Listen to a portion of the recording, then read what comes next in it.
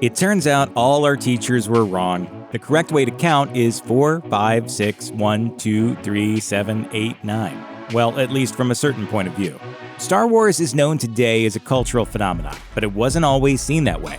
The original film, A New Hope, was released back in 1977 with little hope of success by even its creator, George Lucas.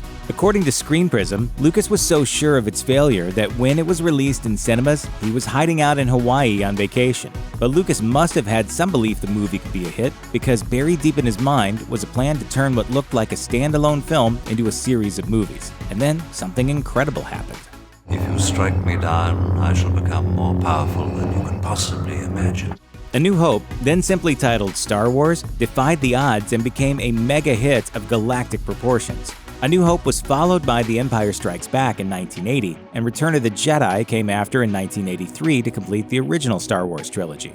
Then, in 1999, a fourth Star Wars film was released. Only it wasn't a fourth film. It was to be the first one on the Star Wars timeline. The Phantom Menace is in fact Episode 1. It was succeeded by Episode 2, Attack of the Clones in 2002, and Episode 3, Revenge of the Sith in 2005, to comprise a Star Wars prequel trilogy. More films were released from 2015 to 2019, The Force Awakens, The Last Jedi, and The Rise of Skywalker, which were sequels to the original 3 Star Wars films. But why create them in this order? Why not make the first Star Wars trilogy prequels, then create 2 separate sequel collections? The answer is a lot simpler than its accompanying question suggests. Author Michael Kaminsky writes in The Secret History of Star Wars that Lucas decided to start with the 4th episode, quote, due to technical and storytelling reasons. He further explained, Lucas had a massive, expensive epic on his hands and divided the story into 3 separate films. He had also developed a backstory for his elaborate tale, which together totaled 6 chapters,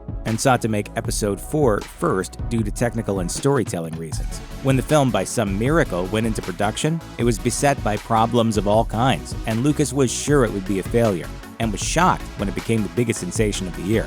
Lucas himself has corroborated this claim. He admitted, "The Star Wars series started out as a movie that ended up being so big that I took each act and cut it into its own movie. When I first did Star Wars, I did it as a big piece. It was like a big script. It was way too big to make into a movie. So I took the first third of it, which is basically the first act, and I turned that into what was the original Star Wars." The story of A New Hope gave no context of the world in the film, throwing viewers straight into the action without any background knowledge. Doing so would later give Lucas the opportunity to go back and provide some context in the prequels.